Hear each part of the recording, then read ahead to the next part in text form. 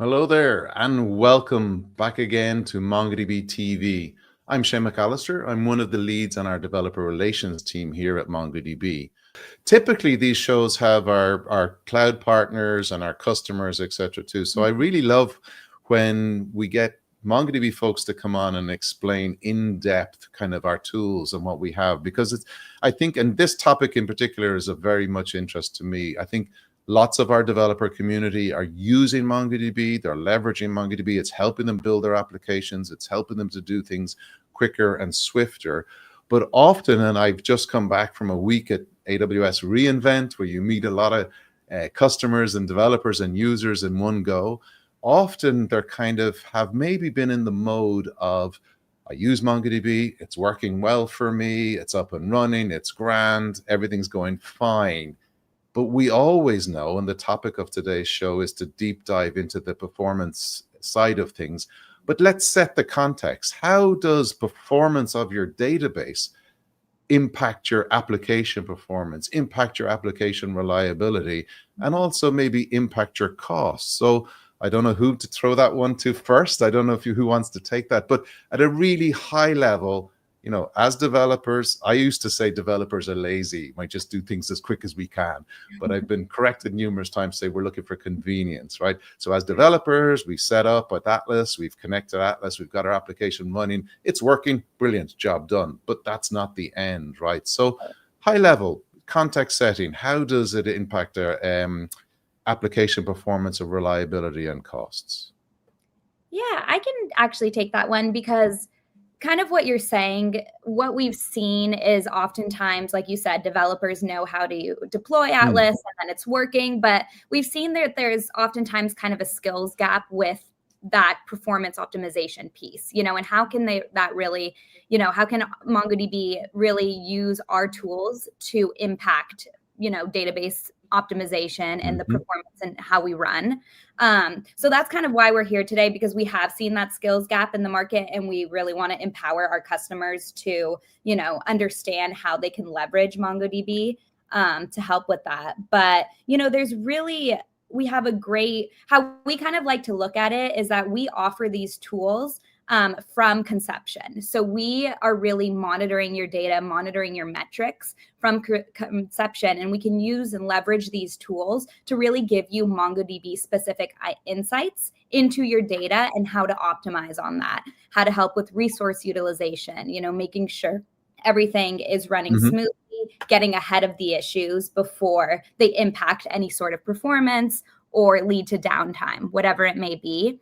So we're really just trying to empower our users on how they can, be proactive in that method, in that method. Excellent. Anything to add to that, Frank? Yeah, I think Sabina hit it head on the nail.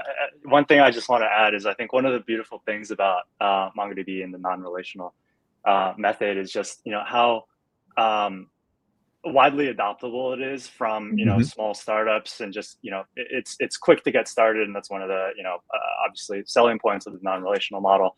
But it's also widely adopted by some billion-dollar industries and billion-dollar enterprises, and on both kind of ends of that scale, it works well, it works perfectly. And I think one of the nice things about Atlas is that MongoDB Atlas is that we do make that kind of convenience factor very obvious for our users.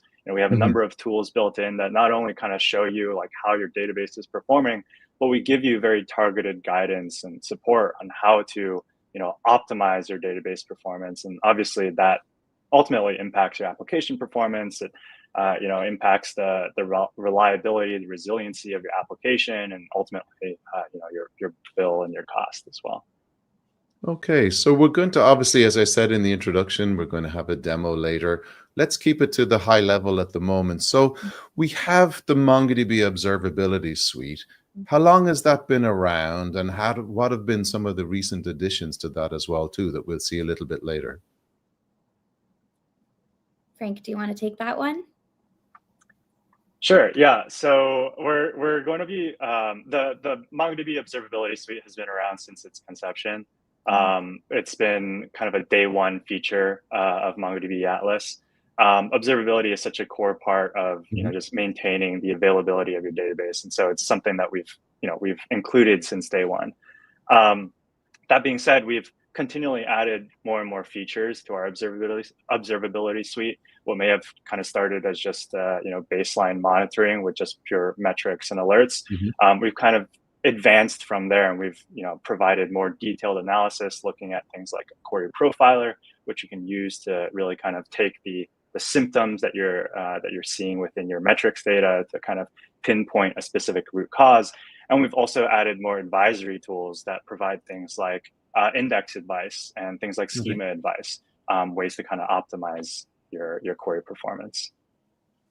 Okay, and is the help that's offered through the observability suite, that's obviously, as you said, it's been there since day one with Atlas, right? It's been around for a long time, but is it informed by the many thousands of customers that we have? So whilst be it that this is your data and this is your instance of Atlas, etc., as well too, we've learned through all our huge amount of customers and developers that are using MongoDB, I suppose the common things that we should be, looking at somebody's data in terms of performance, scalability, and you mentioned it there, I suppose, advising how things could be better and more streamlined, right? Yeah, absolutely. We're constantly keeping a pulse on what customer needs are and kind of what the gaps are there and kind of like what their requests are in terms of understanding their data and the tools, like getting more kind of what we introduced a tool called Query Insights last year, and that was heavily based on kind of our larger enterprise needs. So we're always, evolving with kind of customer demands and customer needs and really fine tuning the tools in which we offer so that they can understand their data better, so that they can, work with their data better. So it's all about meeting them, where they are and what kind of requests our customers may have. And we meet with them, regularly to kind of hear feedback. And once we launched, like I said, Query Insights, and there's been very positive feedback because it really was in tune with what customers were kind of asking about. Yeah, and one of the things that we like to emphasize as well is just actionability. Every signal, every alert that we provide, we try to make them actionable so that even a database administrator novice can kind of see what's going on in the database, and they have some idea of what to do and where to kind of like connect the dots to ultimately be able to resolve the database problem. Right. Okay. What are the typical kind of metrics or insights? You mentioned there the novice database user. Like, where are they starting off? What are they most concerned about? Performance, speed, reliability, costs, maybe as well too. To kind of what are the extra levels that observability can bring once we get past the general metrics that most database users are concerned with? What insights do we give them? Yeah, well, I guess starting from the metrics themselves, there are a number of metrics that we kind of focus on when we're observing a typical cluster deployment. We kind of break it down into a few categories. Obviously, there's the hardware, there's the CPU, the memory, the disk space, etc. And that's all critical. The standard core stuff metrics that you'd expect. Yes, yeah. Right. Yeah. The other one that we also put a focus on is more of our kind of like query or database level metrics. So of course we have metrics like obviously the number of like collections, the number of indexes, number of databases, etc. Those are all kind of indicative of how much workload you're running on your database cluster. But then also we have metrics like our query targeting or query efficiency metrics. And that's really where we start to get into some of our advisory tools and how those kind of fit in. So query targeting is a metric that we look at often when we get in, when we see a database problem. That's a measure of how effective your queries are. It's essentially the number of documents scanned over the number of documents returned per query.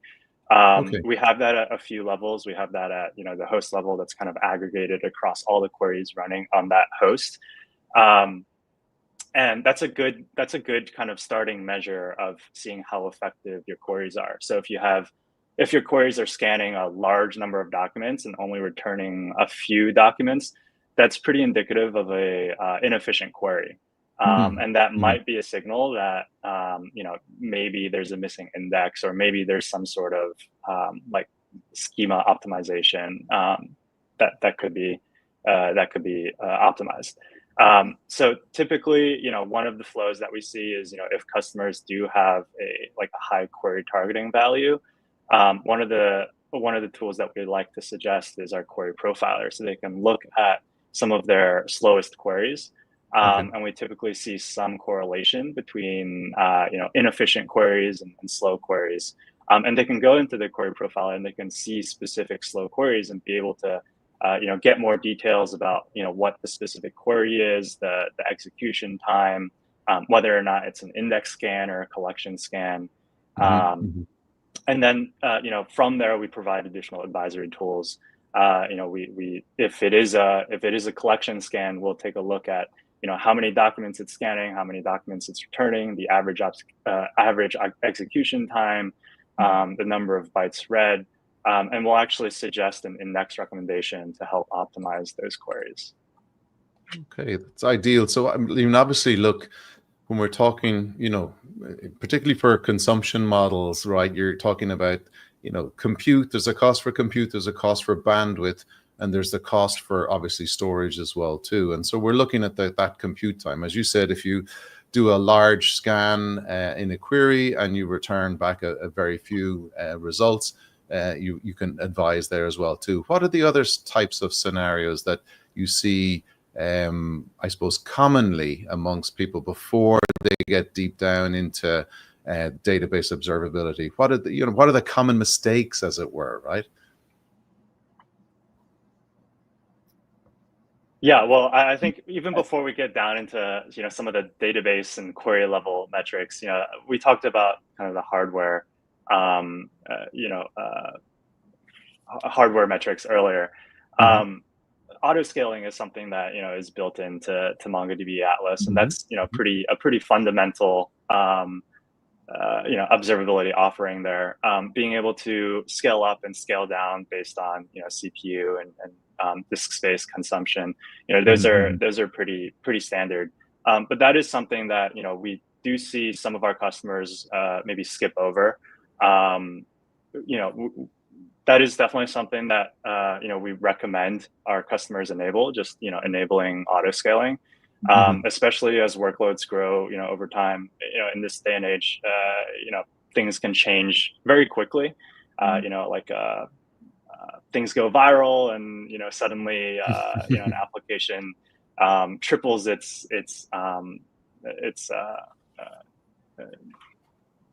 requirements. It's always a good complaint to go viral, right? But you need the backup behind it in order to accommodate that. I mean, thankfully, most providers such as ourselves are well geared for that. But I'm old enough to remember the early days of something going viral on the internet, leading to things just not working and sites getting errors and 404s and everything else as well too.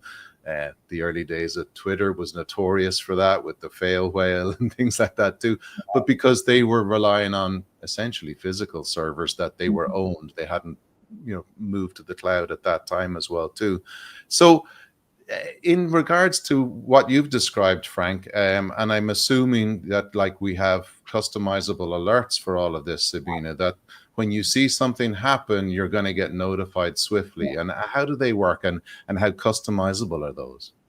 Yeah, and that's actually, it's funny that you brought that up right then, because I was going to say, and to add on to that, the general question is, how can customers be alerted, about these types of situations when, CPU is running high or whatever. Whatever the problem may be. We actually have over 200 event types for alerts that are extremely customizable. So we have out of the box alerts that are just kind of like the general recommendations of what customers should be getting alerted on. But beyond that, customers can set thresholds for what they want to be specifically alerted on. So any of those issues that kind of Frank just listed before, we can set very specific thresholds and alert customers within Atlas. But also we have this great piece where we can integrate our alerts with customers' current alerting system. So whether that they want to be alerted on Slack, whether they want to be alerted on PagerDuty, we have that ability to push alerts into customers' tools that they're already using. So that's a really, I think, helpful piece for customers, because it's, they don't have to, they're already using MongoDB. They might already be using Slack or PagerDuty. So it's an easy, seamless transition into getting informed and notified into what that issue is and getting ahead of it as well. And in a similar fashion, what other integrations do we have with regard to central observability then, Sabina? Yeah, so that's a great question. And that's something that's kind of one of our, good value differentiators, is that we are able to offer some really prominent integrations into tools like Datadog, into tools like Prometheus. And we can send push metrics into, like I said, tools that our customers are already using, so that there's a single pane of glass in which they see it. We kind of look at it, and the way Frank and I kind of talk to it is a plug and play experience. So Atlas offers these metrics, and we are monitoring within Atlas, and you can troubleshoot within Atlas. But if you want to troubleshoot that within your own application monitoring system, you're able to do so with that integration piece that we offer. So that's been really helpful, and we've seen a lot of value through kind of pushing those metrics to those central enterprise observability tools. So the goals of these alerts and these thresholds and the integrations that we have too are the fact that you have plenty of fair warning as to any potential issues with the database itself as well too. We got a question in from, sorry, Sabina, go ahead. I was going to add to that, and just understanding the data in a platform that you already know and that you're already comfortable and you're familiar with, I would say, is another benefit of that as well. Yeah, no, that makes perfect sense. Got a question in from Eric about just expanding on the database profiler, if we can. Thanks in advance, Eric, and thank you for the question, Eric. I suppose we're probably going to see a little bit more in your demo shortly, Frank, too. But is there anything else high level we can add about the database profiler for Eric? Yeah, at a high level, our database profiler, our query profiler in Atlas, as it's called, basically just looks at the slow query logs. So to get a little bit kind of into the details and how it works, there is a database profiler that basically profiles or looks at slow queries over a certain, what we call a slow execution threshold. There's a slow MS threshold. And so any operation that takes longer than a certain slow, like millisecond threshold will get profiled into a slow query log, essentially. And then the Atlas query profiler basically reads from that slow query log and displays it as a scatter plot. So in Atlas, as I'll show later in my demo, we have a tool called the query profiler. It's really just looking at all the slow queries that are running on your cluster, and it's presenting that as a scatter plot. And then you can look at individual data points, and you can click on those and you can see additional details about each slow query. And like I mentioned earlier, it'll show information like what namespace it's running on, the database, the collection name. It'll show some client metadata information, like what application it's is calling the query. If there's a username associated, we'll also include the username. It'll of course include things like the query details itself, what the actual command is, what the operation is. It'll also include some execution stats, like the number of documents scanned, number of documents returned, whether it's a collection scan or an index scan, essentially meaning whether or not it's using an index, and things like that. Yeah. Okay.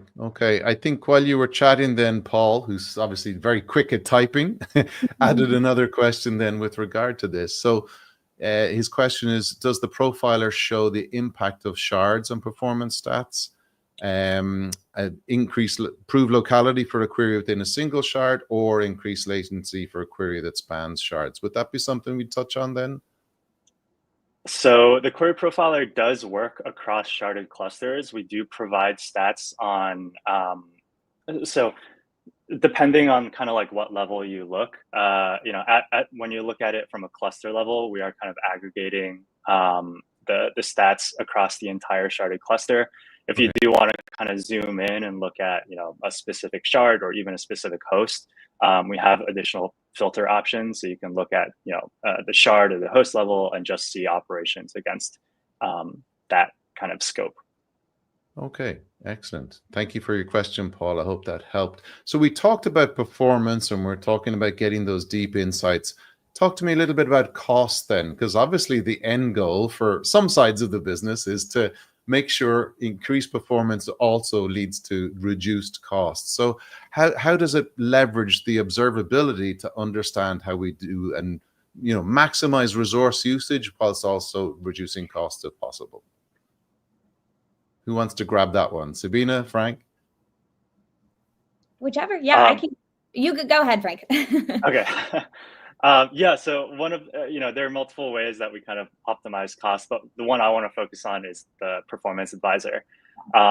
So we kind of touched on it earlier, but our performance advisor, one of the main benefits of performance advisor is the index recommendations.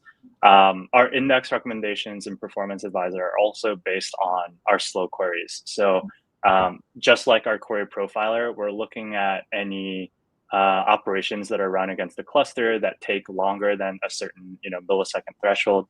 That millisecond threshold, by the way, is also kind of dynamic based on the workload running on your cluster. So if, let's say, your cluster has many slow operations all over, let's say, 150 milliseconds, our slow MS, slow millis, slow millisecond threshold will dynamically adjust to look for operations over, let's say 100 milliseconds or so. But if you have pretty well optimized queries, or let's say you have, queries that just don't take a lot of time, maybe they're very kind of efficient queries, and your typical workload is seeing maybe, let's say, like 50 millisecond queries, we'll dynamically adjust again, and we'll look for slow queries that are like over 30 milliseconds or 20 milliseconds. So the slow queries that we're looking at on your cluster are dynamic based on the workload on that cluster. But to get back to our index advice, we are looking at the slow queries on your cluster, and we're looking at things like the number of documents scanned, documents returned, obviously execution time, average bytes per collection, per document. And we're running an algorithm in the backend that basically looks for or suggests an index, and then we'll do some kind of processing in the backend to see the expected performance benefits of that index. Our index advice today is limited. So we don't provide index advice on aggregation pipelines. It's just on queries, but that is something that we're looking at for the future. Okay. Yeah, and I guess just to put it simply, I think when queries are optimized, the database engine can retrieve the data more quickly, with less consumptional effort, and that can lead to lower, resource consumption, ultimately. Okay. Yeah. Cool. Quick question for Sahil. And can we optimize aggregation pipelines for better performance? Do we take care of that as well too? Or is that elsewhere? So not in the performance advisor today. Our performance advisor today, the index recommendations do not suggest indexes for aggregation pipelines. We do have some tools in our data explorer that do, and as well as in Compass, that do give kind of better feedback, better statistics on aggregation pipelines. So I don't have a ton of information about that, but I would definitely recommend checking out Compass.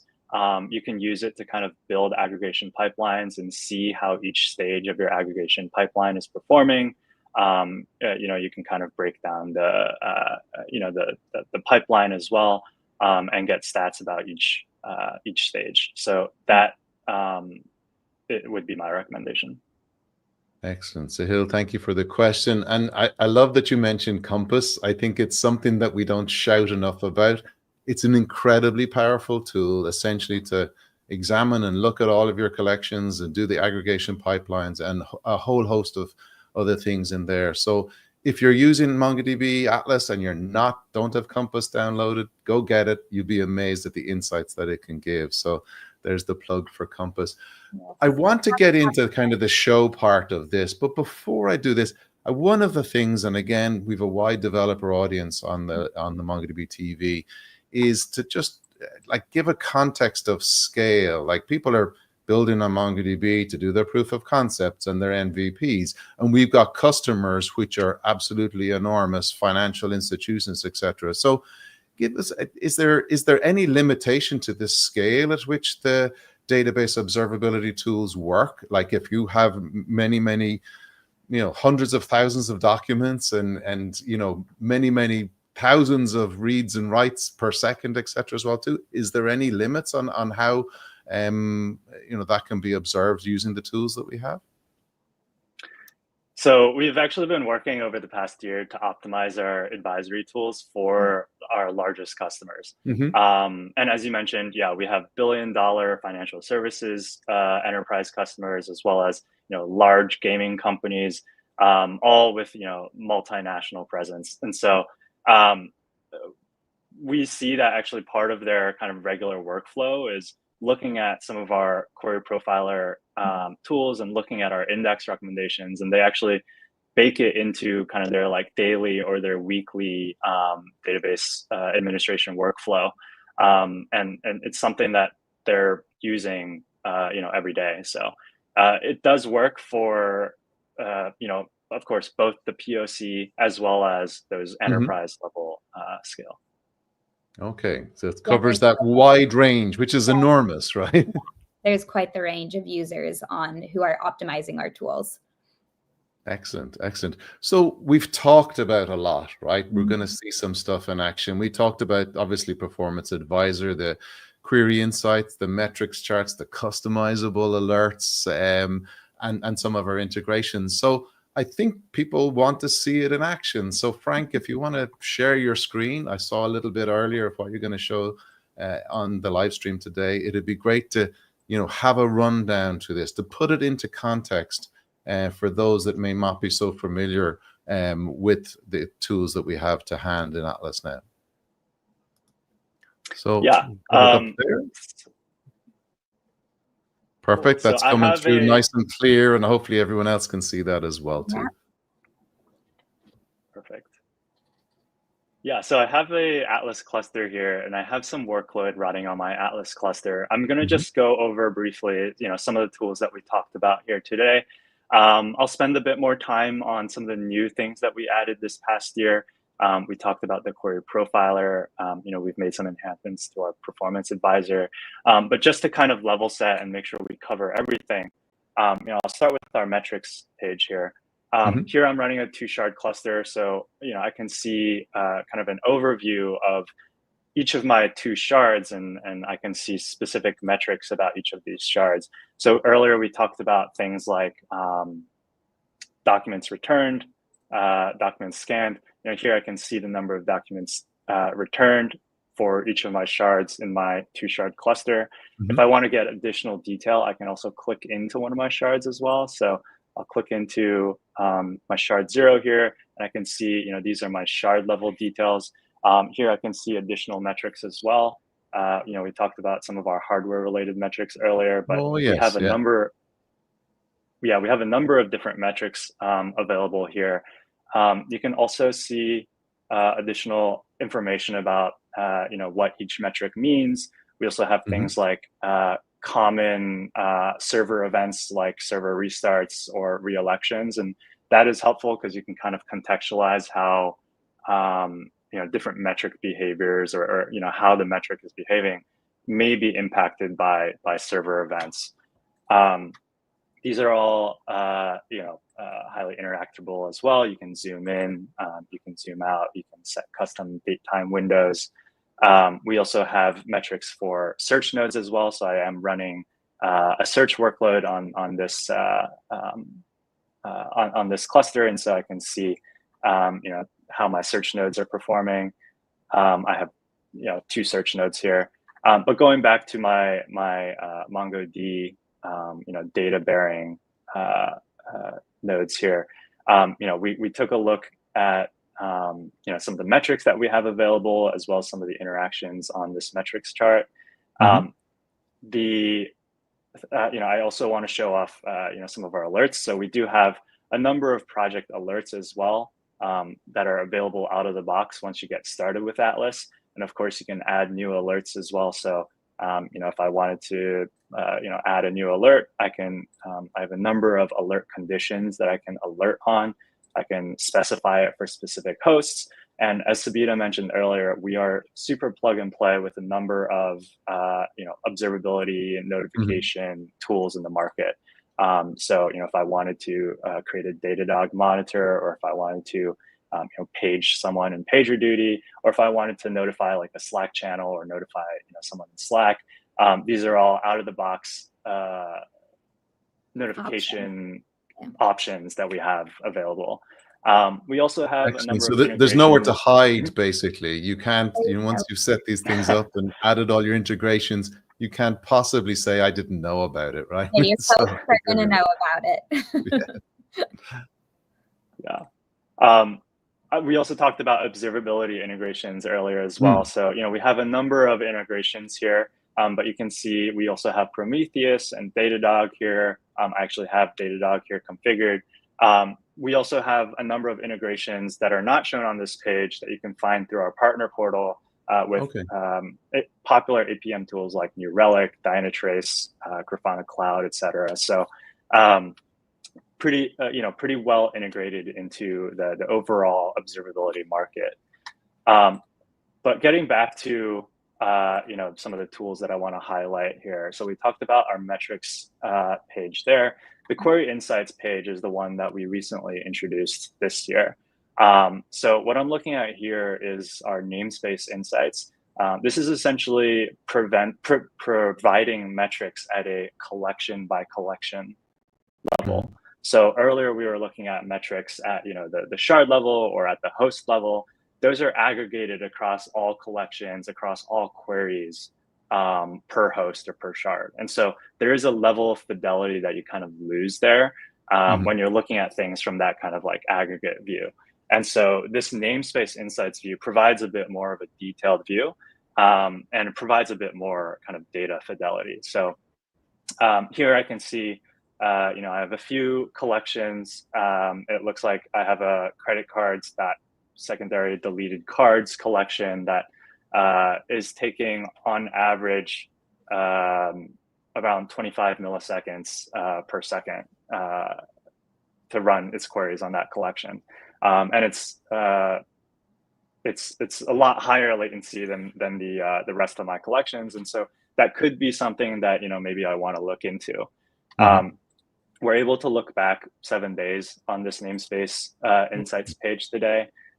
So I just started running my demo script earlier, but you can see we had a pretty significant spike in latency. We can also look at the number of operations run, per collection as well. We're looking at a number of different collections. I'm just looking at kind of my top 5 here.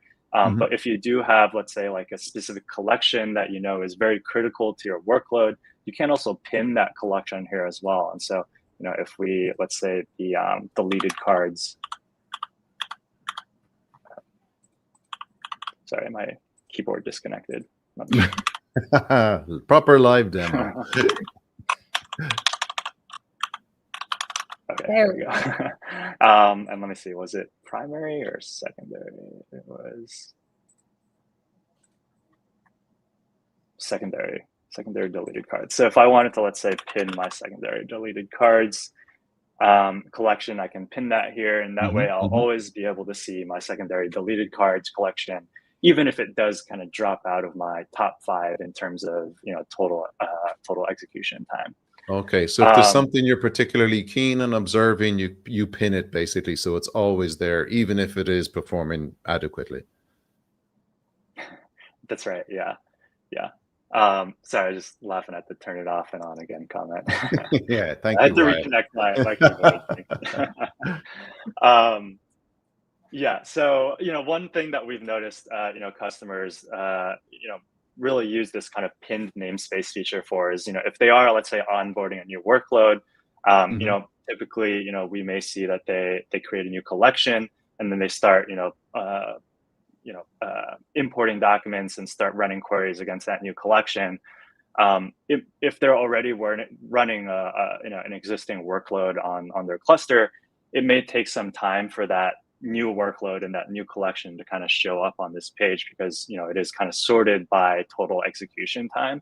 And so this Mhm. is one way that especially for new workloads, that may be something that you want to kind of keep a closer eye on and make sure it kind of scales up accordingly to plan, and also maybe keep an eye on other critical workloads that maybe are more business critical, and you want to Mhm. make sure that any new workloads maybe don't impact existing workloads. These are the pinned namespace is a great way to kind of keep your eye on those things that really matter the most to you. Sure. So from here, the next level of fidelity that we're dealing with beyond the namespace and the collection is the query level details. And we kind of touched on this earlier. This is the scatter plot that's showing the Okay. individual query details. These different colors kind of represent the different namespaces or different collections that these operations are run on. Mhm. And then the y-axis here represents our execution time. But we can definitely change this as well. By default, we're typically looking at execution time. But you Mhm. can also take a look at, operation response length. You can take a look at documents examined, documents returned, the ratio as well. So there's a number of different dimensions that you can kind of view your slow operations based by. And if I do want to see, let's say, one specific operation, I can click on this dot. It'll kind of highlight that dot, and we'll be able to see some just high-level stats about this operation. So I can see the namespace it's run on, the timestamp, Mhm. obviously as the x-axis. I can see what shard it's running on, since this is a 2-shard cluster. I want to, I do care about what shard it's running on and what host this operation is running on. I can see some high-level metrics here as well, such as the operation execution time, whether it's a collection scan or not. And it looks like this operation actually is a collection scan. If it has a sort stage, as well as the operation type. Again, here, I'm only looking at a few Mhm. collections here, but if you had multiple collections, you could also kind of sort and select the different collections that you're interested in. But this operation that I highlighted here is actually pretty interesting. It's it has a collection scan. It's taking 360 milliseconds, so it is quite slow. I'm going to jump to this button here. I'm going to view a bit more details, and this is where I think the query profiler really shines. It's we're able to see all the previous executions of this operation. We're able to see the one that I just clicked on here as well. But I can see the actual log document, the actual Okay. query details, and this is where there's a wealth of information here. We kind of touched on it earlier. We're able to see the actual command here. Mhm. We're Mhm. able to see some information about the database here. There's further down below here, here's some of the client metadata that we talked about. So we can see, what driver we're using. Mhm. We can see the application name. Here we can see that it's a collection scan. And so this may indicate to us that, there's some index that we may want to create to kind of cover this query and, make it more efficient, and ultimately improve its execution time. Here we can see the number of documents examined. So we're actually examining 250,000 documents, and returning 0. So that's not a great query at all, actually. And then there's a number of other metadata that we can look at here as well. We can see the execution time, or sorry, the execution time in milliseconds here. And so, yeah, this is definitely a query that we want to further investigate, that we may want to optimize. And so this is where Performance Advisor comes into play. So if we scroll back up here and we look at our Performance Advisor. It's great to see the timestamp in history, because you could have a query that was working perfectly fine up until a point, and all of a sudden it's taking forever. So you're able to track back and say, well, when and how did this happen, right? Right. Yeah, definitely. Yeah, being able to look back at the query profiler here and look back, up to 5 days, you're really able to see, kind of the history of your queries and how that, some of the trends that kind of happen over time. You'll notice here, I'm looking back 5 days, but I only really started my demo script Sure. a while ago. But you can see here, we have these like bigger kind of bubbles. One of the strategies that we've recently introduced this past year, and again, this kind of goes back to your question earlier, Shane, about how we kind of scale for those large enterprises. Those large enterprises are running, huge workloads, with hundreds of thousands of collections and hosts, and they're huge deployments, and their workload is really high scale. This is one of the ways that we've improved our query profiler to handle that level of scale. Previously, we were showing each operation as an individual dot, and of course that started to run into limitations on just the browser performance and stuff. And so the aggregation, the basically what these bubbles represent is an aggregation of operations around a similar timestamp on the same collection of a similar operation type.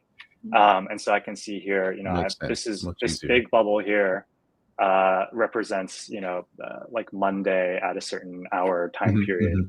And it's representing like almost 5,000 operations of, around the same timestamp and the same operation type. And if I wanted to zoom in, I can just click and drag in here, and it'll dynamically adjust, the groupings here. But here, I can immediately see I'm having more fidelity. I'm starting to see some of these outliers here. And I'm able to see a bit more kind of the trend and the pattern of my query workload. Again, I can zoom in further, and at a certain point, this is where now we're just showing individual query fidelity, and we're able to look at individual queries. But this is one way that we've kind of scaled our tool to work both for the kind of lower levels of scale as well as that high enterprise level of scale.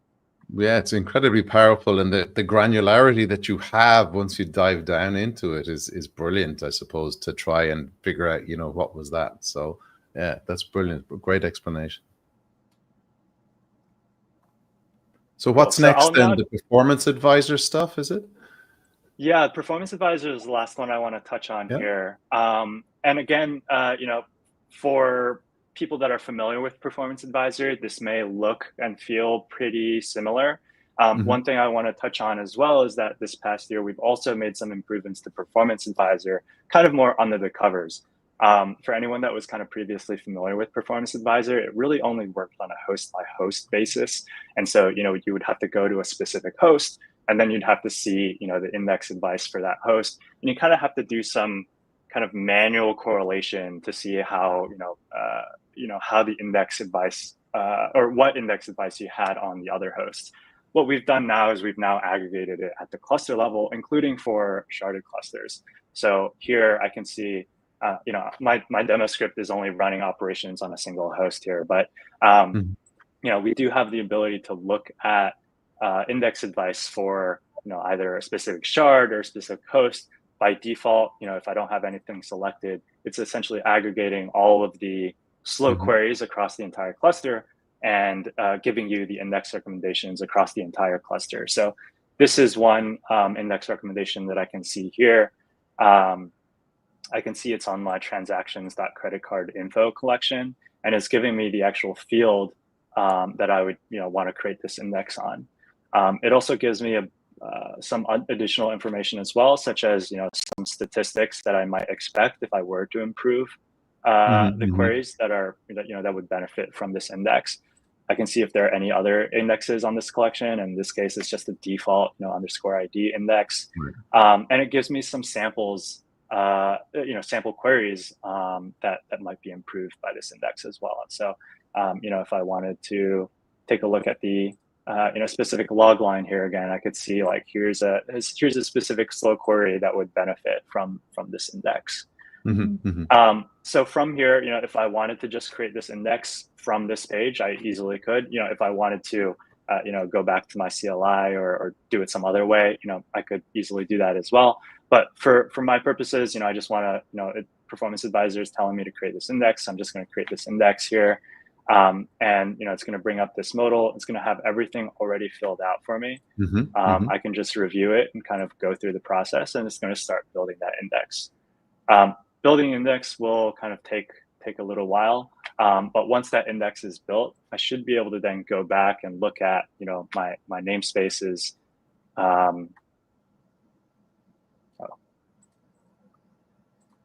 I should be able to then go back at my namespaces, and I should be able to see a pretty significant, improvement in query performance for that collection.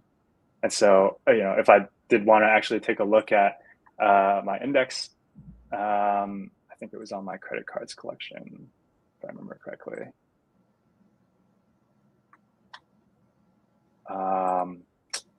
Actually, I don't remember what collection I created that on. That's no worries. To go back and check my activity feed there, but yeah, in any case, on the collection I created the index on, I would start seeing some performance improvements. Brilliant. I love the thumbs up, thumbs down on the Performance Advisor suggestions, right? It's a nice way to go. We obviously are getting the feedback from that as well too, as people use it, right? Yeah, we've been continually improving our index recommendation algorithm as well, based on the customer feedback that we've gotten from this page. Okay. And so for what we have there you got create indexes, we went through that. Improve schemas then, Frank, what will that do? Yeah, so this is another advisory tool that we provide. So we look at your 20 most active collections on your cluster, and there are a number of anti-patterns that we're basically looking for. So here I can see I have one active. If I have a significant number of indexes on a collection, that can actually degrade your write performance. So there is kind of a balance in terms of how many indexes you want. You don't want duplicative indexes. You don't want indexes that aren't being used. All of those can kind of impact your write performance. But you do want indexes that do improve your queries and are actively being used, because that ultimately improves your read performance. And so there is kind of a balance there. What we call our schema advisor, what our schema advisor does is looks for anti-patterns such as these. So here I can see I have some unnecessary indexes on my schema advisor.call-to-action collection. And so if I wanted to click on that, it'd bring me to my collection. I could take a look at my indexes here, and yeah, I have this is a lot of indexes, and I can see they're not really actively being used. And so I really should kind of go through and I should delete some of these indexes. Just going back here to my schema advisor again, there are a number of other anti-patterns that we look for as well. So if we see, as an example, if we see a number of dollar lookups, that's an anti-pattern that we also kind of surface to users. That could be kind of indicative of a more relational pattern to looking at data, and that a large number of dollar lookups can kind of degrade your query performance because it's looking across multiple collections. And typically, we want data that's kind of queried together to kind of be stored together, and that that's just one way that we kind of improve query performance. Unbounded arrays, unnecessarily large documents, too many collections in one database, and the use of dollar regex or dollar text when dollar search could suffice. There are a number of these other anti-patterns that we surface through the Performance Advisor as well. Excellent. No, it's great to see. I know, and obviously there's more involved than just the developer relations team, but we do design reviews with our clients, and we've got a really expert team that does that. But the amount of times that it would be like, did you not look in Performance Advisor to understand a little bit about the things you could have done before we sat down opposite the table to talk to you about this? So these set of tools are amazing with regard to database observability. Is there anything else to show here, Frank, while we're in here? We've gone through most of them, right? Yeah, that we've gone through most of them. Those are the two main ones that I wanted to highlight. We do have a number of exciting new additions coming to Atlas as well. We kind of touched on the namespace level or the collection level granularity. We touched on the per operation level granularity. One thing that we've introduced in MongoDB 7.0 is this new aggregation stage called $query stats, which provides telemetry or metrics at a query shape level. So that's another kind of level of fidelity that we see really works well with our developers. That is something that we're going to actually be investing in the new year, is providing query shape level fidelity within Atlas as well. So that, I think, will have a very close correlation with the actual workload running on the cluster, and that's a great way that we see resonates well with engineers and with developers. Excellent. So watch this space. More to come. We've gone through metrics. We've gone through the alerts. We've gone through the integrations, obviously, and the query insights, and ended up at Performance Advisor as well too. We've covered an awful lot in a relatively short space of time. Sabina, where can people go to learn more if they want to get started with our database observability tools? Yeah, absolutely. We have a number of resources available to users. We have very comprehensive documentation, but we also provide a learning bite. And within that kind of goes through all of the different tools, kind of the value of what we just talked about. And then we kind of go through a live scenario of, like an e-commerce shop going through the issue and kind of, troubleshooting at all the different tools. So the Learning Bite is an awesome resource for users to look at as well. And then we have— I know we've got a longer URL, right? Which nobody's going to be able to copy. But if they go to learn.mongodb.com, they can search for it, right? They can search for it. It's in the title. And then also we have a series that Frank and I actually recently just worked on. It's a 3-part series, blog series, that we kind of go through. We go through kind of the tools. And then the second post is kind of like a real life use case of how we conduct basically the demo that he just did in real life.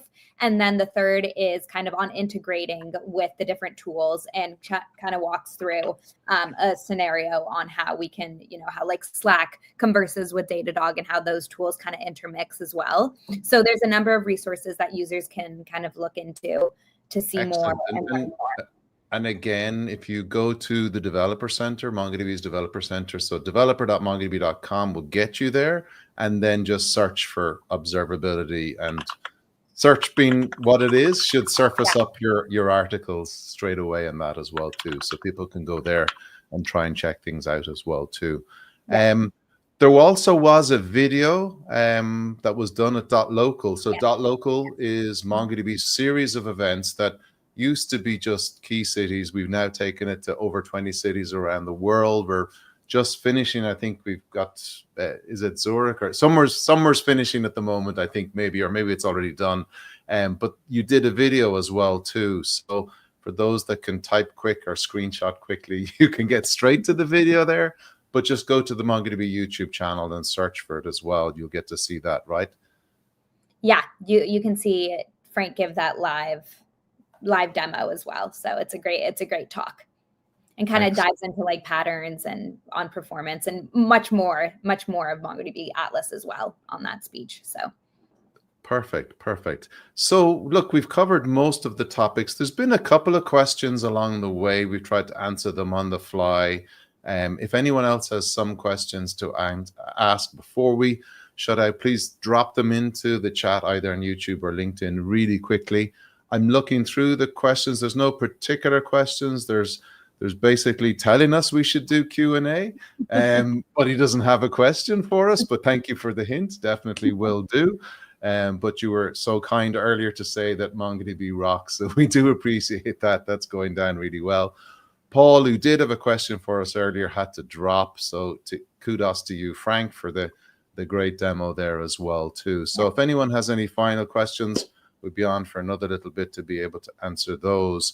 I suppose with regards to what you've been building and what you see when you're talking to our customers and when you're trying to interface with the engineering teams and building things out, typically kind of, is there anything that surprises you that developers using MongoDB aren't observing, for example, that you kind of go, why aren't you even doing this? Has there anything come up in the past that's been left you scratching your heads? Sabina? I think for me, it's just kind of the general consensus that they don't even know that these tools exist to help, that's kind of what I was getting at the beginning was we've noticed that there's, I kind of listen in on some customer calls and I'll notice that there's just like a general, consensus of like, oh, I didn't even know that we have, a performance advisor to give us index recommendations. And kind of what you were touching on earlier was like, that's oftentimes we direct developers and customers to look at these tools and some, oftentimes they don't even know that it exists. So I think that's, that's kind of what I've noticed in terms of, the gap. Okay. And Frank, yeah, definitely. Yeah, I just wanted to highlight, what Sabina said. Yeah, I think awareness of some of these advisory tools is really one of the gaps that we've seen. What we see with our kind of most successful customers is that they do kind of build, reviewing their index advice, reviewing their schema advice and their query profilers into their kind of, at least weekly workflow. Some of our largest customers, as I mentioned earlier, their DBA teams are looking at this regularly. There are strategies that we've kind of also introduced earlier this year that we're going to continue to invest in next year to kind of make these a bit more accessible as well. We've kind of seen that a lot of our customers that are using the Atlas console, will kind of gravitate towards the overview page. And so, we've been thinking about ways that we can kind of bring these, index advice and schema advice insights kind of earlier into, the developer journey and earlier into, their kind of user experience journey as a way to kind of highlight them more. And we have seen some pretty good success with some of those initial experiments. Yep. Yeah, and even as per your example, Frank, having multiple indexes, the uninitiated think, oh, if I add lots of indexes, things are going to get better. But as you say, there comes a point of diminishing returns there, and I suppose that's one of the things that we see generally when we're talking to developers as well too. You're kind of going, look at what you're doing. As I think Sabina, I think you mentioned it earlier, maybe it was Frank. The mantra of MongoDB is that the data that access together should be stored together. So whilst some people have notions that non-relational databases are schemaless, you still need to think about how you design your data, how you look at that, what you're trying to store together, what you're trying to keep, how you're going to query that, what scale is that going to get to at a certain stage as well too. I think these are all plenty of really, really good questions before you start out. But even if you haven't, I suppose, and this is probably the main tenet here is, if you haven't thought of any of this stuff, then go in here and use the tools that we've made available to see what's going on with your data. And to, it's probably an eye opener, right? Yeah. Absolutely. And like Frank has mentioned, just incorporating it into kind of a weekly admin task or, your weekly cadence of checking in on, performance. And I think it can be highly beneficial when users are kind of checking in a weekly basis. Yeah, and that's probably a key takeaway from this is to not neglect it, incorporate it into, your weekly routine of looking at things. Anything else to add as a final parting comment? I'll go to you, Frank, first on all of this and what we've covered, and any other advice to developers leveraging database observability. Yeah, I think my final thing is, as we touched on earlier, the regular cadence, I think, is one part, but also I think, treating observability as kind of a post-production step, I think is also, an anti-pattern that I've seen as well. I think, observability, database observability should be something that is kind of considered from initial inception as you're kind of onboarding, as you're instantiating and increasing your workload. These tools are things that we should be looking at, kind of continuously. not just once we've reached kind of a production state. These index advice, the index advice, the schema advice, these are things we should be looking at as, we're developing, as we're kind of onboarding our workload. And I think at the point where, we treat it as just a post-production activity, I think, it's much more expensive and much more impactful to make, certain changes. Yeah, it's kind of available from the start. And sorry, go ahead. Yeah, no, it's kind of the carpentry analogy, measure twice, cut once, get in there first and think about this from the beginning, and don't just set things in motion and say, okay, we'll go in and retrospectively maybe fix them or see what the slow bits are, etc. as well too. I cut across you there, Sabina. Did you have something else to throw in there?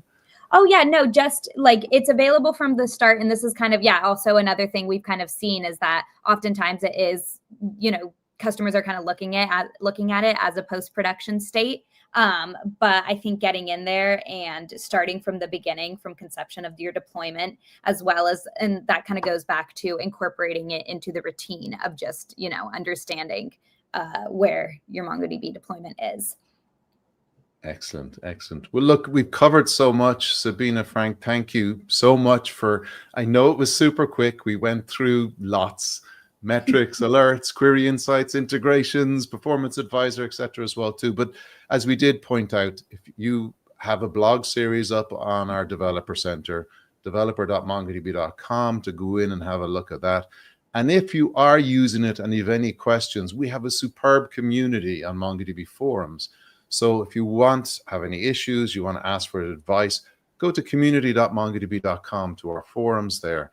Our engineers hang out there, our developer relations team hang out there, and our community as a whole is really good in helping and assisting each other as well too. So if we've whetted your appetite to understand a little bit more about how your data is doing and how to make the most out of your queries, how to reduce costs, increase performance, at least we're sending you in the right direction there. And we do hope that you get started. But for me, Shane McAllister, and to you, Frank and Sabina, and then to all our viewers who joined and did ask the questions that we went through, thank you so much. Please keep an eye out for future episodes that we have coming down the track. But for now, on everything to do with database observability, thank you. Frank, thank you. Frank, thank you. Sabina, thank you. It's been great to have you both. I really appreciate your time. This was super fun. Thank you so much, Shane. Yeah, thank you, everyone. Excellent. Take care, everyone.